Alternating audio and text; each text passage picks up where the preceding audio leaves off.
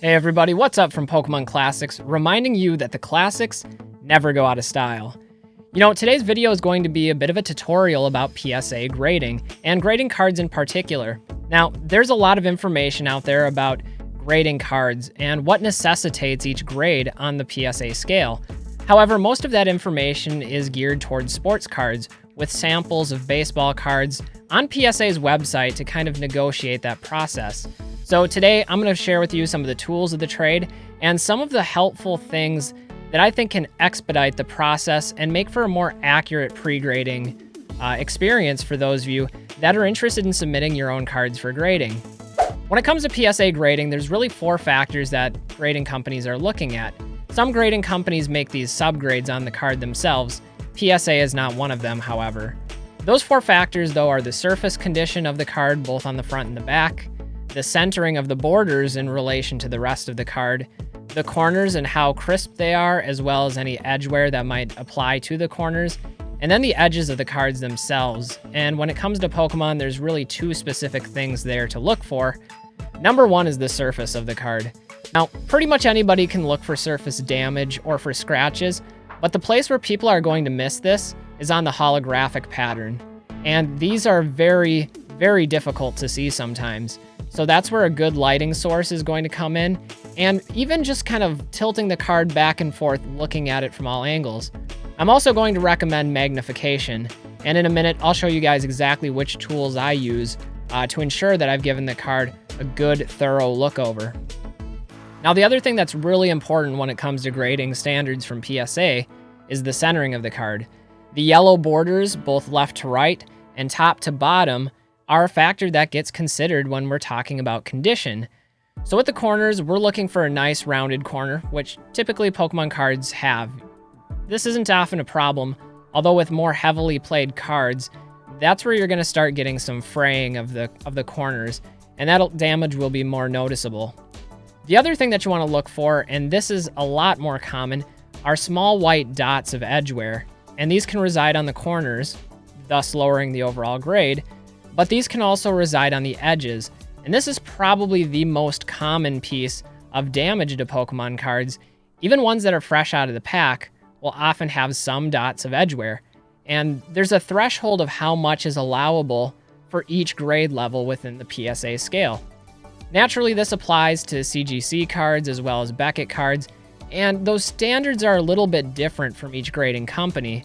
However, with a keen eye and some understanding of just exactly how much is permissible is going to help you make accurate decisions of, is this card worth it to send into grading? With that in mind, there are a couple of tools that I would strongly recommend investing in if you grade a lot of cards or if you're interested in grading cards, and I feel that these are invaluable. I'll leave a link to them in the description below if these are things you guys are interested in picking up. Now, the 2 tools I'm going to recommend are a light source and magnification, and when taken in conjunction with each other, this will give you a really accurate look at what the condition of your card is. First, the light source. We want something really bright, something really intense and reliable to get at all angles of the card, because that's where the most common flaws hide, especially in those upper grades of like 8, 9, and 10. Often it'll just be a matter of a factory print line, or perhaps a surface scratch to the holofoil that can only be seen from certain angles under direct light. The magnification also helps with this, because if you have a larger blown up image to work off of as you're shining the light onto the card, that's where those tiny scratches and print lines are going to become much more prevalent, and you'll have a significantly more accurate assessment of your card. With that in mind, this is the light that I typically use. It's about $100, and I'll leave a link to it. And what I love about this light is it gets incredibly bright, and it's rechargeable. It lasts for about 4 hours, and it can even change colors with different LEDs in it, which is kind of nice. Not super practical for grading, but I use this for lighting my videos. I have one right now shining into my face to get some of that front light. But let me show you just how bright this thing gets. If you turn it on, this is at its lowest power level, and there's a little knob on the side to increase the intensity. So we'll go from there And you guys can't really tell from here, but this thing is bright. Like, look at this. It's just washing me out. So these last for a few hours, and when you're shining down on the card, it makes it great because you can tilt that card side to side and see all those scratches that might exist. That holofoil pattern is absolutely essential when grading cards. Like, that's the most common error or issue that you're going to find with those really pristine examples. The second thing that I would recommend is a magnification surface or a magnifying glass. Now, I actually use one of these. I think it's easier because then you're able to handle the card with both hands. And this just sits on the desk. It is adjustable. And there's a light that's attached to it. It's not particularly great. But something like this is only like 15, 20 bucks maybe. And by having that eyepiece that you can look through, you can get a much better assessment of your grade. So just to give you an idea, I'll leave links to both of these in the description down below, but I don't think I could accurately grade without those two things. They are super helpful. So for the rest of this video, I thought it would be helpful if we just walk through each of the grades 6 to 10, looking at some of the common issues, common damages, with samples of both front sides of cards, back sides of cards, to try to lay out what to expect at each grade level. So let's jump into this with a PSA 6, which is described by PSA as a card that's in excellent to mint condition. And although these are very nice cards, there is going to be some noticeable damage, often coming in one of three forms. Some visible surface scratching, perhaps minor indents caused by a binder or maybe to a corner, and then potential edge wear on the back, some more noticeable than others. Now this Charizard card has quite a bit of edge wear on it, and this can be seen both in the corners as well as on the sides, and it's pretty noticeable. There's also some scratches on the surface of the card, and that's something that you're often going to see, is these aren't usually deep scratches to the rest of the card, but specific to the holographic portion. One of the other things to note is the indents. Now this isn't a crease in the card. Creases would deserve a lower grade, but often placing cards in a binder would leave a small indent that's not really even noticeable unless there's magnification or a light source on it. Similarly, the edge wear on the back is usually pretty noticeable. Often people will refer to this as whitening, and this won't just be a couple of dots. In most situations, this is going to be quite a bit of edge wear noticeable on multiple sides of the card. So there's a difference between just a dot or two of edge wear, which could still earn a higher grade, versus significant edge wear, and this is where you're going to see it more prominently. Next up is PSA 7, and in my opinion, this is where we start turning the corner to some investment grade level cards, because these can actually be quite nice. A 7 is going to often show some surface level scratching, often in the form of hollow scratching. Some of the edge wear on the back is still going to be noticeable, but not nearly as prominent as on the PSA 6. It's also important to note that a PSA 7 or above will never have any dents or creases to the card. That's something exclusively reserved for PSA 6 and below. One of the new factors that comes into play at PSA 7 and above is where the centering really matters. Now, there's not a lot of Pokemon cards that have worse centering than a PSA 7, which is a 75 to 25 split from left to right or top to bottom, but from here on out, that centering is going to matter. Taking a look at it in more detail, you'll notice right away that there is still some noticeable edge wear on the back of the card. The white streaks, the white dots, do show up on multiple sides of the card in this grade. However, those white dots aren't taking up the majority of the edges and are more sporadically distributed around the card. There may be some in the corners, which you can see here, some white dots, as well as a couple white spots on the sides. Nevertheless, it's still a pretty clean border with more blue than it has white. Similarly here, this is where we're possibly going to find some really light hollow scratches or print lines from the factory. This is where our light source is going to come in handy, because this is going to help us reveal those scratches much more easily than just with the naked eye. Next up on our grading scale is the PSA 8. And a PSA 8 card is going to look very mint to the naked eye until taking a closer inspection.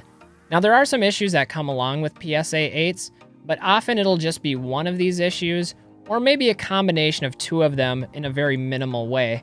If it has all of these issues, that's often going to lower it down on the PSA scale. On this example, we can see a small surface scratch to the Charizard's holofoil pattern. It's difficult to make out from the static photo, but I'll show you guys some examples here in a moment. Similarly, on the back side of the card, it's really clean.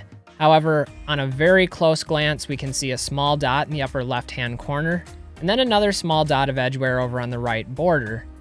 Generally speaking, that's what PSA 8 is going to allow, is just a little bit of edge wear that's hardly noticeable on the back side, and or a print line on the front of the card, maybe a couple print lines, or one or two tiny scratches that are only visible through direct light. These are some really nice cards. PSA 8, if you ask me, is an underrated grade. That brings us up to mint condition with PSA 9, and these are some phenomenal cards that often have one or two small issues. So a PSA 9 is typically going to be a very clean card with very little surface wear. Now there may be some variance for maybe one factory print line if it's hardly noticeable, but often that in its own is enough to drop it down to a PSA 8. Similarly, on the backside is where we're going to come to the most common issue, and that's maybe one or two dots of edge wear. Often the thing that distinguishes a 9 from a 10 with no other flaws is going to be the centering. A PSA 9 needs to have a centering that's at a minimum of 60-40 split, and it gets even more strict as we get up to the PSA 10 Gem Mint copy. On this sample Charizard, the front surface is flawless. The centering is a little bit off left to right, however, it's still within that 60-40 variance. Similarly, the top to bottom centering is almost flawless, so there's no issue there. Our problem comes on the back side of the card, as there's a noticeable dot of edge wear in the top center of the edge. There's also a small dot in the bottom left corner. Now, these are hardly noticeable at all. They don't take anything away from the card. However, those tiny dots will be enough to disclude it from that Gem Mint category. Now, most people mistakenly assume that a Gem Mint copy of a card, a PSA 10, is going to be absolutely flawless in every respect. However, that's not really the case. PSA does allow for some minuscule flaw when it comes to a 10 copy. Most commonly, if there is an issue with the PSA 10, it's going to be found on the back side of the card, and it's going to come in the form of maybe one minuscule dot in a corner or on an edge. And this is really what makes the premium for PSA 10s, is even directly out of the pack, you're probably not going to get that level of centering, that level of perfection to the hollow surface, or that clean, crisp edges on the back side of the card. Taking a look at this Gem Mint First Edition PSA 10 Charizard, there is almost nothing wrong with the front of the card. It's centered really well from left to right, top to bottom. There's no scratches to the hollow surface or anywhere on the card. The gloss is there, and it just looks really nice. On the backside, really crisp borders, really crisp edges, really crisp corners. There is, however, one tiny dot up in this top right corner, and we'll zoom in on that so you can see it, but that's about it. Other than that, it's an almost perfect card. Whether you're an investor or a collector, condition is everything. And the better you understand which types of damage are permissible and which types of damage are common within each grading category of PSA standards, the more successful you can be both as a collector and as an investor, making those tough decisions of which cards do I send in for grading and what service level should I bother sending them, or if you're just browsing sold listings and trying to get a sense of how much a card is potentially worth. Condition matters. Again, it's all a matter of the four factors that every grading company is looking for, whether it's PSA, BGS, or CGC, and that's the surface of the card, the centering of the card, the corners, and then the edges. Together, I think each of these categories can help us inform ourselves of how to grade cards, which cards are worth grading, what to submit, and I encourage each and every one of you to consider taking that step into the unknown and trying your hand at grading. I know for me personally that it was a really scary process back in 2011 when I first signed up for my membership with PSA and graded my first cards. But honestly, it was an experience that has been invaluable to me on my journey as a collector. Not only can it increase the value of the existing cards you have, but it's a great way to store your cards for long-term safety and make sure that they're not receiving damage over time. Anyway, guys, I'm Pokemon Classics. Thank you guys for listening to this video. Hopefully this helps you out. And if you have any questions about the grading process, let me know. Post in the comments down below, and I'll try to answer those for you. That's going to wrap it up for this one, guys. I'm Pokemon Classics, reminding you that the classics never go out of style. Take care, everybody.